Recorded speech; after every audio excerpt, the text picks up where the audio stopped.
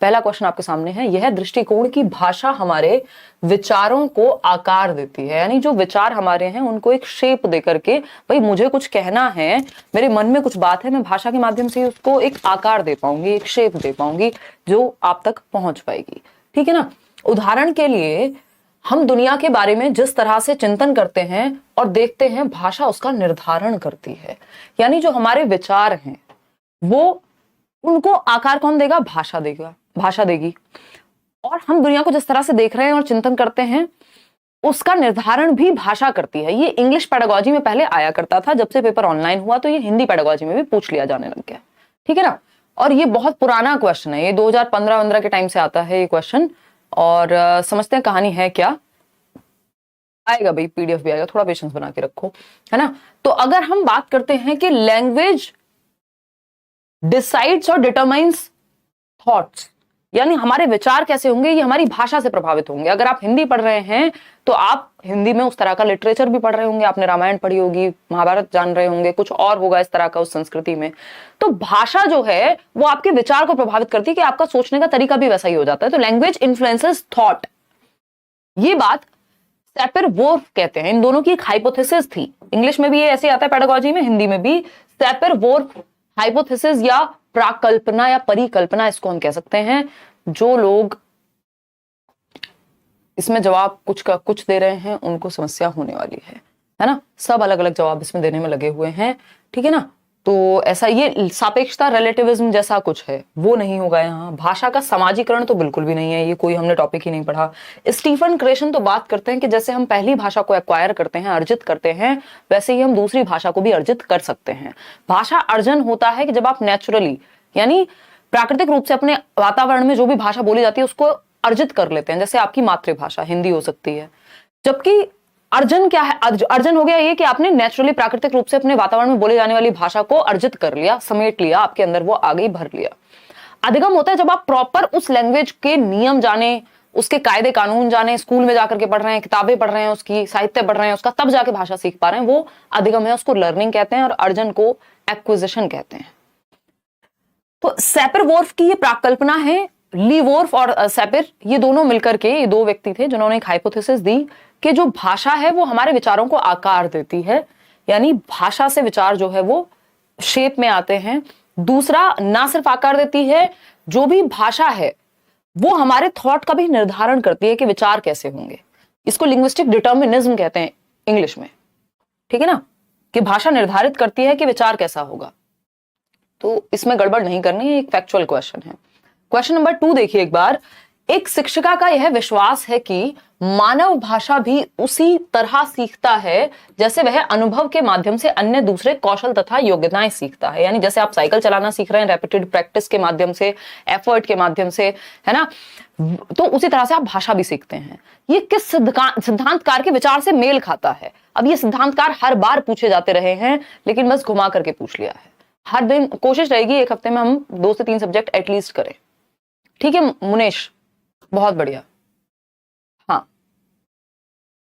चलिए बताइए, B option 37% लोग कह रहे हैं, यानी चॉम्स्की कह रहे हैं। आप लोग तुक्के क्यों लगाते हैं इतने? हैं, बात क्या चल रही है कि मानव भाषा भी उसी तरह सीखता है जैसे वह अन्य अनुभव के माध्यम से चीजें सीखता है। जिसने अनुभव के माध्यम से कह दिया उसने हेरिडिटी को, आनुवांशिकता को साइड कर दिया। समझ पा रहे हो? अगर बहुत हद तक देखा जाए तो मोटे मोटे तौर पे इस बात को समझा जा सकता है। ठीक है ना। तो ये कहानी क्या है कि मानव भाषा भी उस तरह सीख रहा है जैसे बाकी चीजें सीख रहा है। एक बार गिरा, संभला, फिर साइकिल चलाना सीखा, टीवी में किसी को बोलते देखा, किसको, डोरेमोन को, गलत बोला, तुतला करके बोला, माँ बाप ने कहा वेरी गुड शाबाश, या फिर थोड़ा सा कहा कि बेटा इसको ऐसे ठीक कर लो, तो अगली बार ठीक कर लिया। ये जो प्रोसेस है, इमिटेट करेगा, प्रैक्टिस करेगा, एफर्ट करेगा, ये स्किनर कहते हैं ऐसी बात कि जैसे बाकी चीजें हम सीखते हैं वैसे ही हम लैंग्वेज सीखते हैं अनुभव के आधार पे। और ये बिल्कुल एग्जैक्ट डायरेक्ट भी पूछ लिया जाता है। अभी यहाँ पे अध्यापिका को बीच में ला करके पूछ लिया है, आप सभी कंफ्यूज रहते हैं, हिंदी में मैं देख रही हूँ, है ना। प्याजे की अगर हम बात करें तो प्याजे तो बस सिंपल बात कह रहे हैं कि विचार भाषा से पहले आता है, विचार के बाद भाषा आती है ना। विचार से भाषा की ओर जा रहे हैं। ठीक है ना। इसके अलावा ये कहेंगे कि जो वातावरण है, जो एनवायरमेंट है, वहां पे एक्टिविटी करके लैंग्वेज को सीखा जा सकता है। वाइगॉत्स्की सामाजिक अंतःक्रिया की बात करेंगे। चॉम्स्की कहेंगे कि आंतरिक क्षमता होती है भाषा अर्जन की, तो आपको समझना पड़ेगा कीवर्ड किसके बारे में किसने क्या यूज किया है। स्किनर या तो अनुकरण की बात करेंगे कि हम अनुकरण करके भाषा सीखते हैं, अभ्यास के माध्यम से भाषा सीखते हैं, है ना। तो अभ्यास के माध्यम से जैसे बाकी कौशल सीख रहे हैं वैसे ही हम भाषा सीख रहे हैं, तो वो आपको ढूंढना पड़ेगा कि किस बारे में बात हो रही है। ठीक, तो ये तीनों चारों के लिए अलग अलग कीवर्ड वर्क करते हैं। क्वेश्चन नंबर 3 देखिए, बच्चे की पूर्व भाषिक अवस्था की विशेषता क्या है। यानी भाषा से प्री लैंग्वेज कैरेक्टरिस्टिक पूछ रहे हैं कि प्री लैंग्वेज स्टेज से पहले की। तो भाषा विकास का जो शुरुआत है वो कब से होती है, कोई बताना चाहेगा। भाषा विकास की जो शुरुआत है वो रोने से हो जाती है, क्राइंग पहली स्टेज होती है, फिर जाकर के कूइंग आता है, फिर बैबलिंग आता है, फिर वन वर्ड स्टेज आती है। यानी पहले बच्चा रोता है जन्म के समय, वो भी भाषा का ही एक चरण मान लेते हैं, रोना। फिर कूकना आता है कि जब वो 6 हफ्ते में, 1.5 महीने के आसपास चैं पे कुछ भी टेढ़ी मेढ़ी आवाज निकालेगा जिसका कोई मतलब नहीं है। फिर बलबलाना आता है जब वो 6 महीने के आसपास क्या करेगा, बा मा सिंगल सिलेबल वर्ड बोलना शुरू करेगा। फिर 1 साल में सिंगल वर्ड पानी खाना, फिर 2 साल तक आते आते 2 शब्दों को जोड़ करके एक नया वाक्य बनाना शुरू कर देगा। तो हम ये कह सकते हैं 2 शब्द स्टेज तो भाई 1.5 से 2 वर्ष के बीच में आएगी। अभी कहां से आ गई, ये पूर्व भाषिक थोड़ी, ये तो भाषिक अवस्था हो गई। एक शब्द भी 1 साल के आसपास आता है बोलना प्रॉपर तरीके से। ठीक, ताड़ शैली वाक्य तो प्रॉपर टेलीग्राफिक स्पीच हो गया, 2 शब्द जोड़ के एक नया वाक्य बनाना, ये 2 साल के बाद या 2 साल के अंदर आएगा, 1.5 से 2 वर्ष के बीच। तो बच्चे की पूर्व भाषिक अवस्था की विशेषता है कि रोना कूकना बलबलाना, रोने से शुरू करके ये पहले भाषा से पहले की अवस्था हो गई। रोना कूकना बलबलाना, ये मैंने भाषा विकास के चरण बताए हुए हैं, यूट्यूब पे भी प्लेलिस्ट बनी हुई है, हिंदी पेडागोजी की भी, इंग्लिश पेडागोजी की भी, एक बार उसको जरूर देख लें, अदरवाइज दिक्कत बनी रहेगी। तो रोना कूकना बलबलाना ये पूर्व भाषिक अवस्था है। क्वेश्चन नंबर 4 देखेंगे फटाफट से, ये क्या कहता है भाई।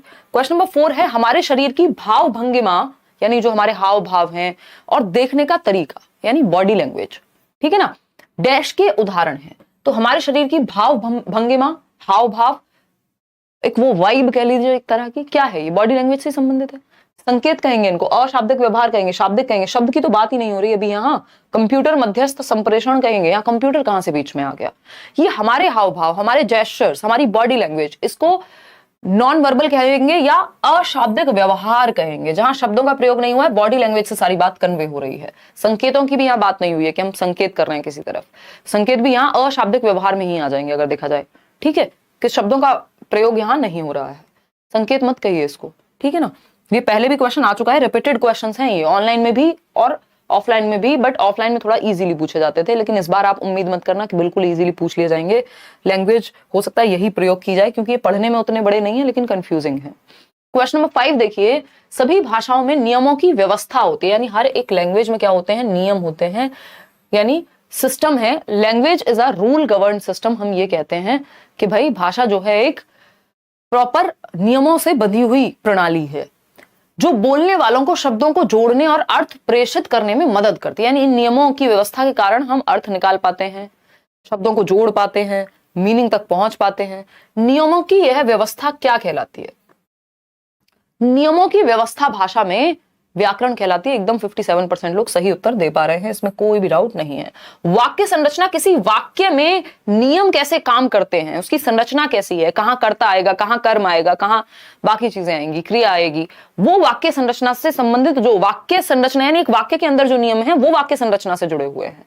लेकिन ये पूरी भाषा में बात कर रहे हैं नियम की, तो भाषा की जब हम बात करें और नियमों की व्यवस्था की बात हो भाषा में, तो व्याकरण की बात हो रही है, क्योंकि व्याकरण क्या है, वो नियमों की व्यवस्था से ही संबंधित है भाषा के अंदर, ठीक है। और व्याकरण कैसे सिखाना चाहिए, हमेशा याद रखना है संदर्भ में, यानी कोई कहानी सुना रहे हैं, पढ़ा रहे हैं, कुछ और चल रहा है, कोई प्ले चल रहा है, वहां आपने नियम सिखा दिया कॉन्टेक्स्ट में, रटवाने नहीं होते नियम कभी भी। क्वेश्चन नंबर 6 देखिएगा एक बार, क्या कहता है बताइए।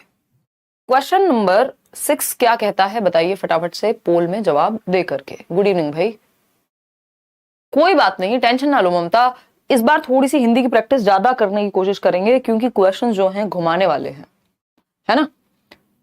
टॉपिक वही है, बस पूछने का तरीका इनका चेंज हो चुका है, और ऊपर से हिंदी और इंग्लिश की पेडागोजी सेम कर दी, बस ट्रांसलेशन का अंतर छोड़ा है, इसलिए भी मुश्किल लगती है कई लोगों को। तो निम्नलिखित में से भाषा के बारे में कौन सा सही है, कौन सा कथन सही है भाई भाषा के बारे में बताइए। भाषा व्यवस्थाओं की व्यवस्था है, भाषा एक वैज्ञानिक व्यवस्था है, भाषा के लिए व्याकरण अनिवार्य है या प्रत्येक भाषा की एक लिपि होती है? देखिए, प्रत्येक भाषा की एक लिपि नहीं होती है। ये क्वेश्चन पता नहीं कितनी बार रिपीट हुआ है कि क्या कोई भी भाषा किसी भी लिपि में लिखी जा सकती है। तो ये बात बिल्कुल सही है कि थोड़े बहुत फेरबदल के साथ कोई भी भाषा किसी भी लिपि में लिखी जा सकती है। जैसे हिंदी, आज की डेट में आप हिंदी में थोड़ी लिख रहे हैं, देवनागरी में थोड़ी लिखते हो हिंदी। जब आप टाइप करते हो, है ना, आप पूछते हो कैसी है या कैसी हो। अभी ये भाषा तो हिंदी है, लिपि तो कुछ और है, रोमन स्क्रिप्ट में आप लिख रहे हैं, ये तो इंग्लिश में। तो किसी भी भाषा को किसी भी लिपि में लिखा जा सकता है, थोड़े बहुत फेरबदल से। तो हर एक भाषा की एक लिपि होती है ऐसा नहीं है भाई। संस्कृत की भी वही लिपि है, हिंदी की भी वही लिपि है, रोमन में कई सारी लैंग्वेजेस हैं जो लिखी जाती हैं। तो इसका मतलब एक लिपि में कई सारी भाषाएं लिखी जा रही हैं। तो ये तो नहीं कह सकते कि हर भाषा की एक इंडिपेंडेंट अलग से लिपि है, फिर तो लिपि कम पड़ जाएंगी, भाषा इतनी है। तो ये कहना गलत होगा कि प्रत्येक भाषा की एक लिपि है। ये क्वेश्चन बहुत बार आता है और हर बार आने की संभावना होती है। एक फ्री का नंबर है अगर किसी ने ये पॉइंट समझ लिया तो।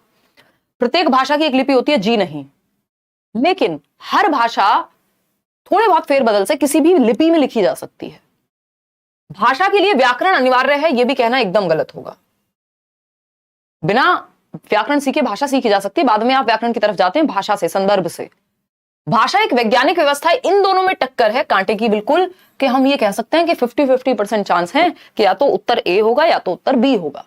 बताइएगा फटाफट से कि क्या होना चाहिए जवाब आपका। ए ऑप्शन 47% लोग कह रहे हैं।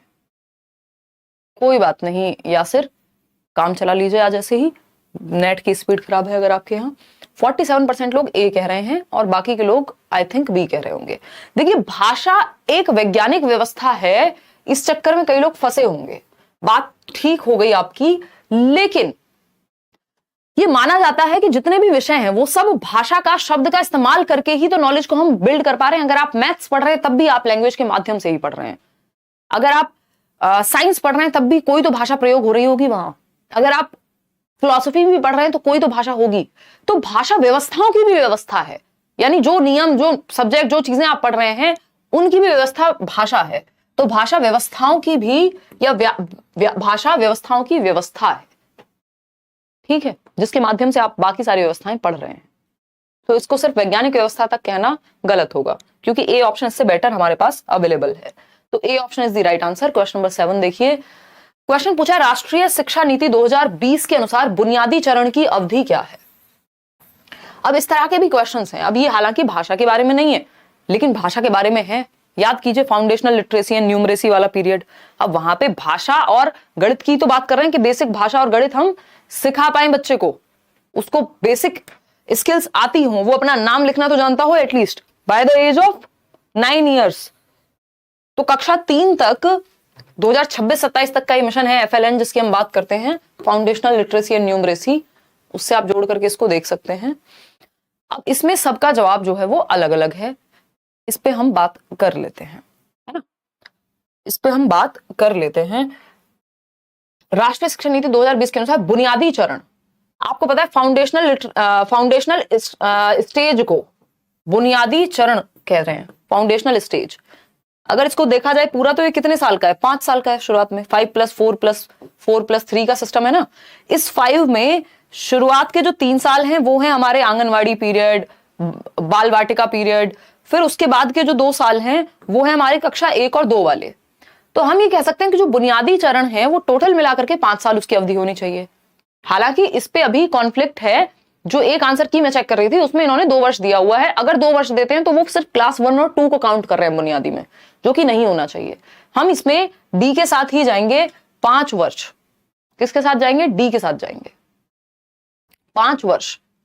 ठीक है, 3 वर्ष किसने कह दिया भाई? 3 से 8 वर्ष के बीच की अवधि है ये, लेकिन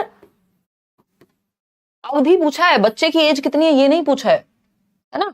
तो ये टोटल मिलाकर के 5 वर्ष का टाइम है जिस समय में ये बुनियादी चरण चल रहा है। तो आंसर इसका डी बनना चाहिए। क्वेश्चन नंबर 8 देखिएगा एक बार। क्वेश्चन नंबर 8 देखिए और जवाब दीजिए, फटाफट से आंसर कीजिएगा। Question number 8। कोई बात नहीं रश्मि, अभी कुछ सेशन होंगे ना हिंदी इंग्लिश के, मैं इसको इजी बना दूंगी, डोंट वरी। अभी थोड़ा सा पेशेंस बना के रखो, मैं समझ रही हूं आपको समस्या हो रही है। निम्नलिखित में से अभी तो ये आपको इंट्रोडक्शन दिखाया जा रहा है कि हलवा नहीं बचा है अभी जो ये हिंदी और इंग्लिश पेडागोजी, लेकिन हम इसको बना लेंगे। पहले इजी हुआ करती थी।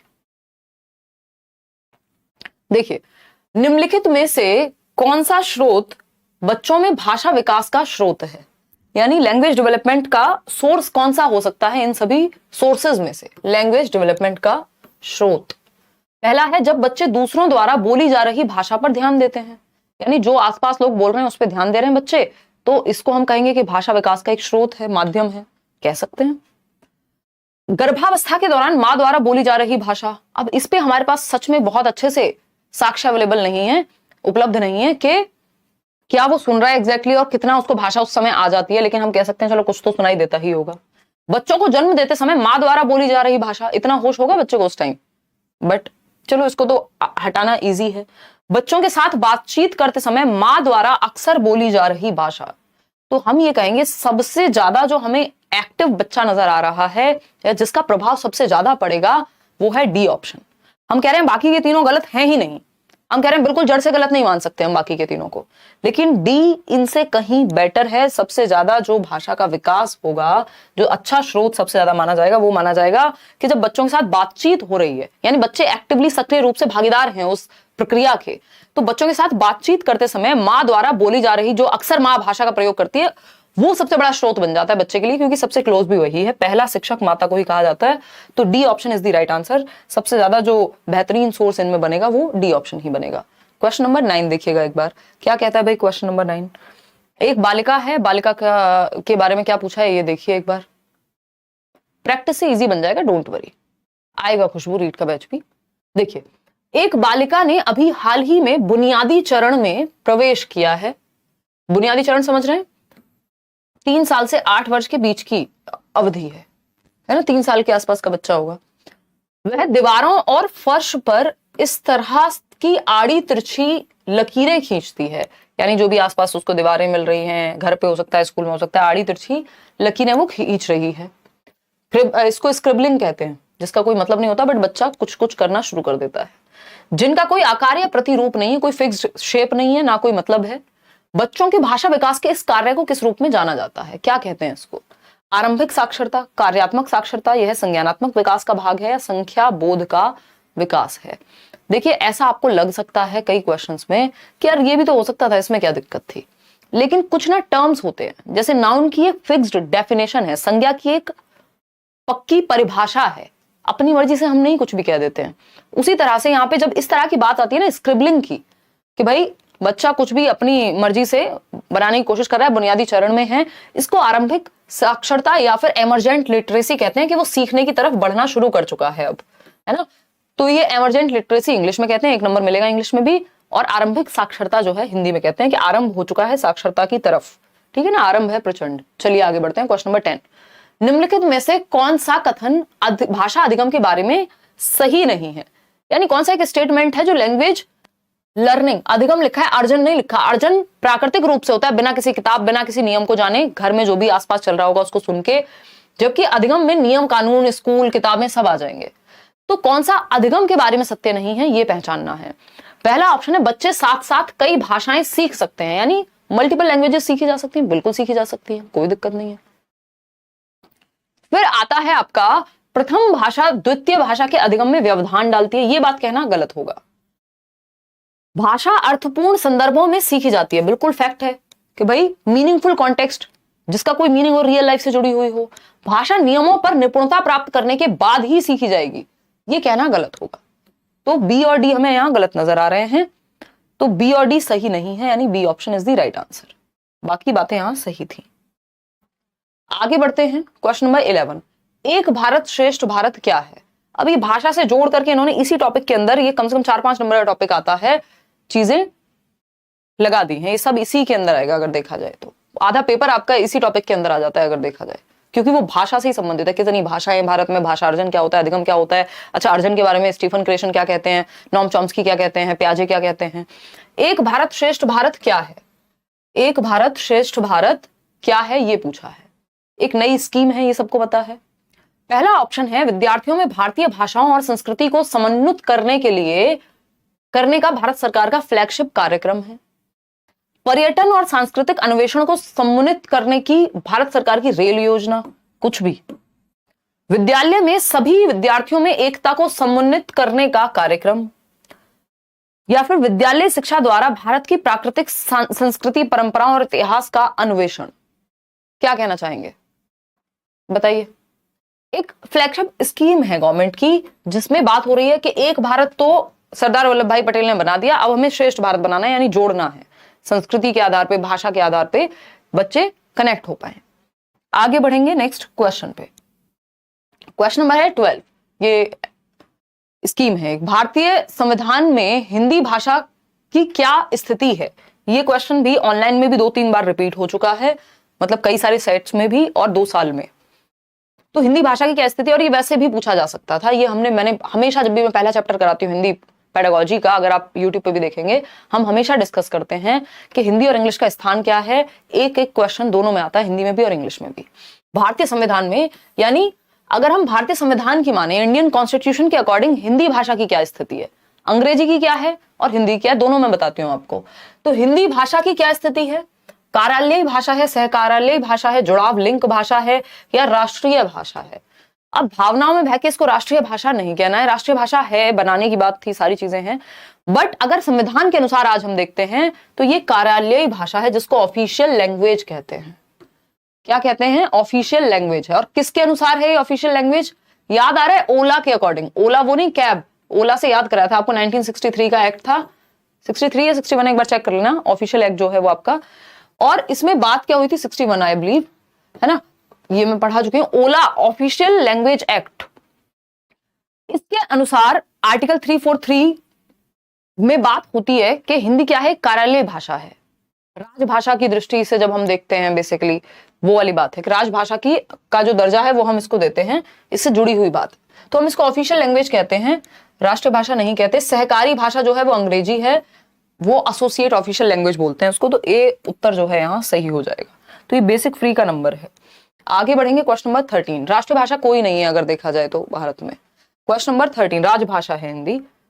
एक बालिका जब विद्यालय में प्रवेश लेती है, उसके पास अपनी मातृभाषा है, यानी मदर टंग है, जो भी वो घर से बोलना जानती है। साथ ही समाज में और विद्यालय में प्रवेश ले रही है, हम मान रहे होंगे पहली कक्षा में आ रही है। साथ ही समाज में बोली जाने वाली भाषा है जो उसकी मातृभाषा से संबंधित है, यानी समाज में जो भाषा बोली जा रही है जो उसके आसपास, और उसकी वो मदर टंग से रिलेटेड होती है, जो भी हमारे आसपास भाषा वो बोली जा रही होती है, एक एरिया में उसी तरह की भाषा होती है, थोड़ा बहुत अंतर होता है, किसी घर में थोड़े कुछ शब्द अलग प्रयोग होते हैं। विद्यालय में माध्यम की एक अलग भाषा है, मतलब विद्यालय में जिस भाषा में पढ़ाई हो रही है वो एक अलग भाषा है, इंग्लिश हो सकती है, घर पे हिंदी हो सकती है। उसके भाषा अधिगम के संबंध में निम्नलिखित में से कौन सा कथन सही नहीं है, यानी वो जो जब लैंग्वेज लर्निंग करेगी स्कूल में आकर के, कौन सी एक बात गलत होगी। अब ये 4 ऑप्शंस दे दिए और आपसे पूछा है कि बताओ भाई क्या सही है और क्या गलत है, और लाइक शेयर करना क्यों भूल जाते हो ये भी बताओ, या सेशन को समझने में दिक्कत हो रही है इसलिए दुखी हो तो लाइक करने की इच्छाएं नहीं होती हैं, या क्या समस्या है बताइए हमें, हैं? जानना चाहते हैं हम, फटाफट से बताइए।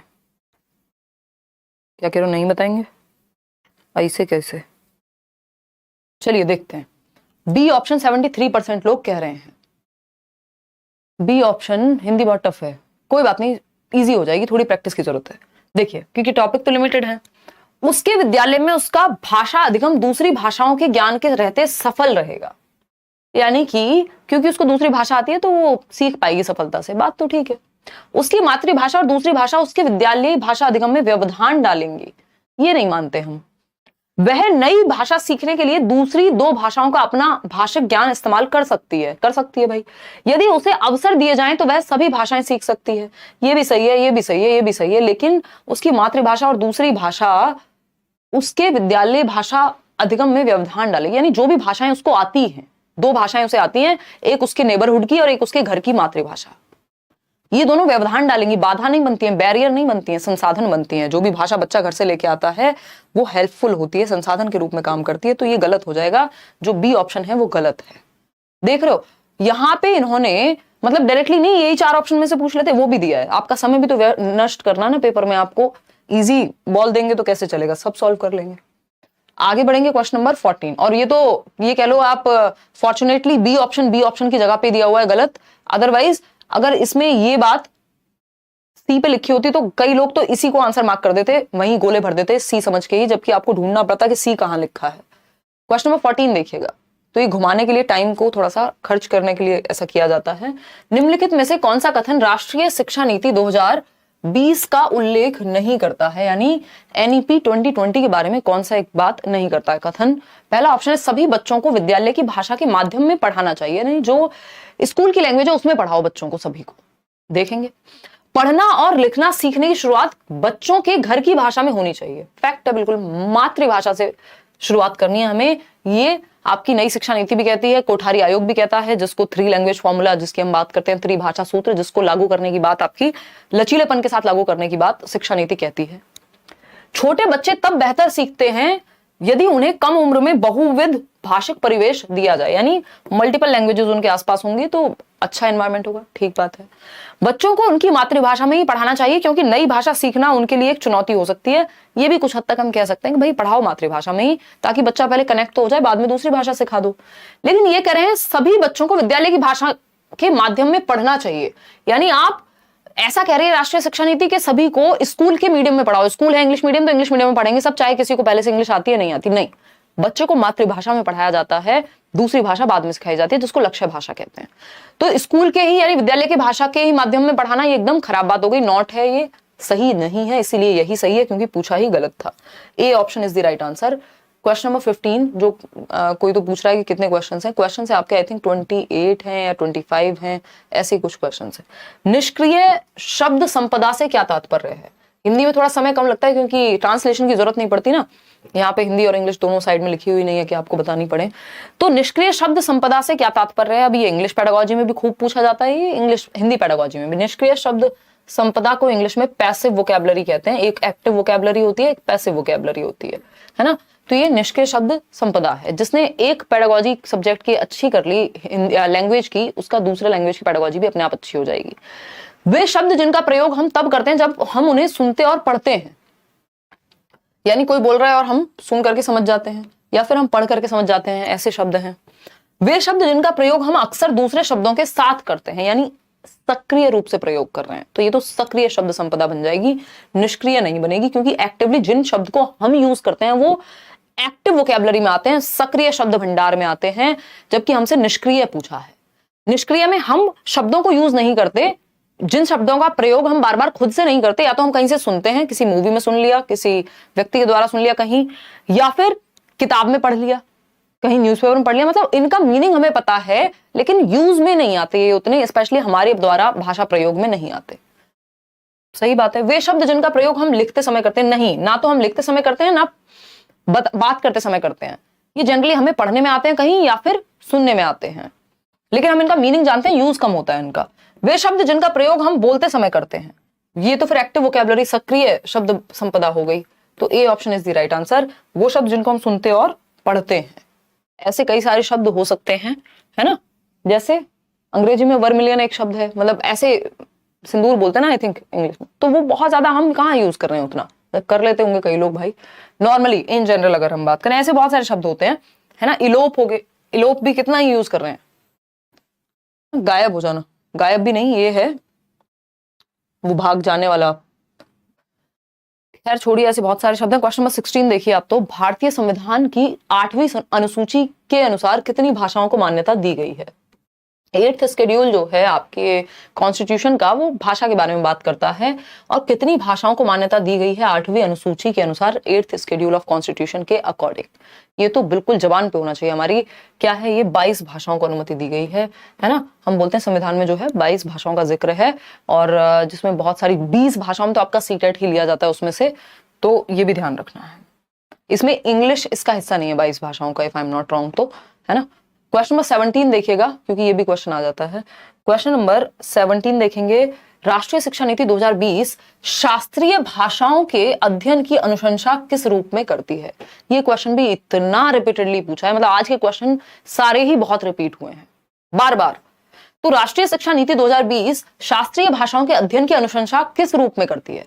अब राष्ट्रीय शिक्षा नीति से जब भी क्वेश्चन आता है, ये वाला क्वेश्चन बहुत बार आया है। शास्त्रीय भाषाओं से मतलब है क्लासिकल लैंग्वेजेस, जो क्लासिकल लैंग्वेजेस हैं भारत में, उनके बारे में राष्ट्रीय शिक्षा नीति यानी न्यू एजुकेशन पॉलिसी एनईपी 2020 का क्या विचार है? ये पूछा है हमसे, बताइए फटाफट से। पहला ऑप्शन है अतिरिक्त विकल्प के रूप में, यानी एक एडिशनल सब्जेक्ट के रूप में, त्रिभाषा सूत्र के अंतर्गत, विद्यालय के आरंभिक वर्षों में, यानी शुरुआत में ही पढ़ा दो इनको, या विद्यालय के आरंभिक वर्षों में मातृभाषा पे जोर है, ठीक है ना। विश्वविद्यालय स्तर पर जी नहीं, फिर विद्यालय की बात हो रही है, हम विश्वविद्यालय स्तर पर क्यों हम पढ़ेंगे, हमारे लिए तो स्कूल लेवल तक की बातें काम की होती हैं जनरली।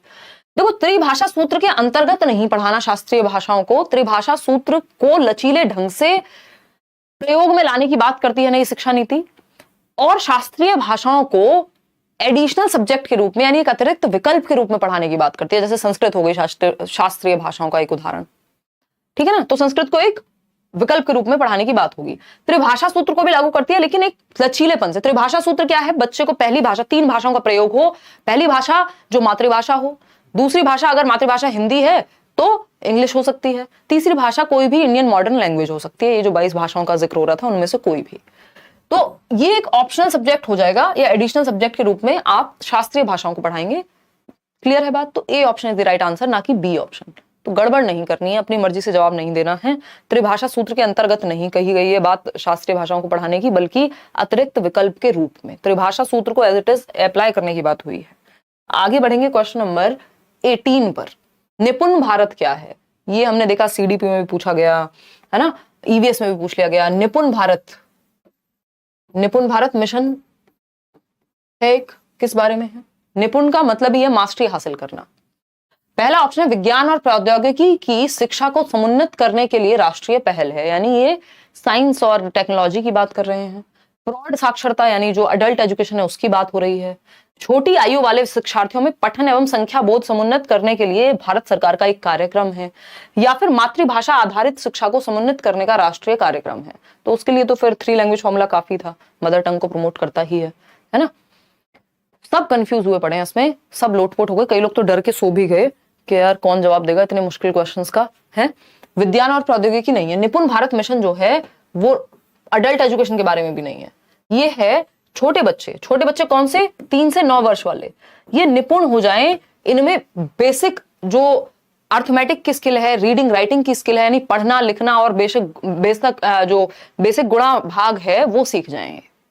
तो छोटी आयु वाले शिक्षार्थियों में पठन एवं संख्या बोध, यानी अर्थमेटिक, रीडिंग राइटिंग, ये सब बेसिक आ सके, इसके लिए कार्यक्रम निपुण भारत मिशन चलाया गया है कि पारंगत हो सके हम पढ़ने लिखने में, मास्टरी हासिल कर सकें 9 साल की उम्र तक, क्योंकि बहुत सारे बच्चे पढ़ना नहीं जानते 6ठी क्लास में आने के बावजूद, जबकि by the end of class 3 9 साल की उम्र तक उनको आ जाना चाहिए ये। और 2026-27 तक इन्होंने ये टारगेट रखा है कि हम ऐसा कर लेंगे अचीव। इसके अंदर बच्चे के मस्तिष्क में विशेष भाषा अधिगम यंत्र होता है, जन्म से ही होता है, यानी मतलब बच्चे के मस्तिष्क में विशेष भाषा अधिगम यंत्र जन्म से ही होता है। ये क्वेश्चन सबसे ज्यादा रिपीट हुआ होगा in the history of CTET, अगर हम लैंग्वेज सेक्शन की बात करें कि भाई, और हिंदी इंग्लिश दोनों में ही बहुत बार, इसमें भी अगर कोई गलती करे तो उस व्यक्ति को थोड़ा सा चिंतन मनन करने की जरूरत है ना।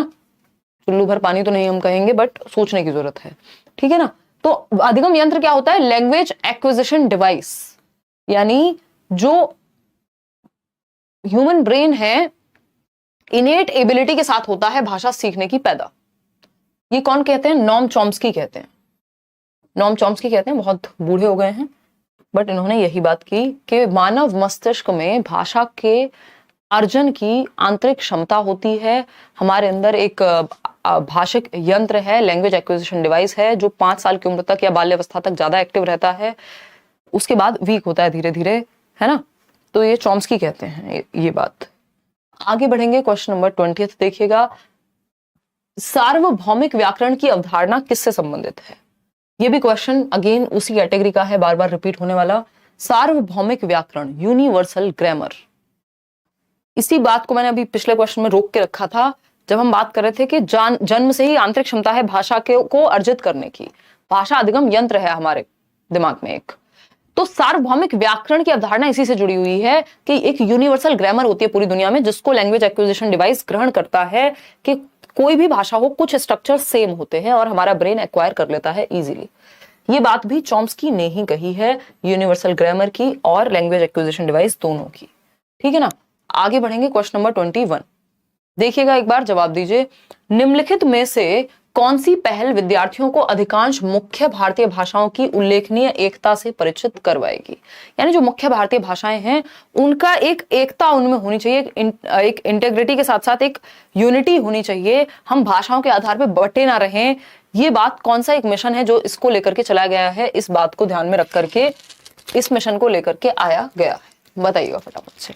ये हमारे 4 मिलियन के सेलिब्रेशन के टेप रह गए हैं, बाकी बलून्स तो उधर निशा के पास है।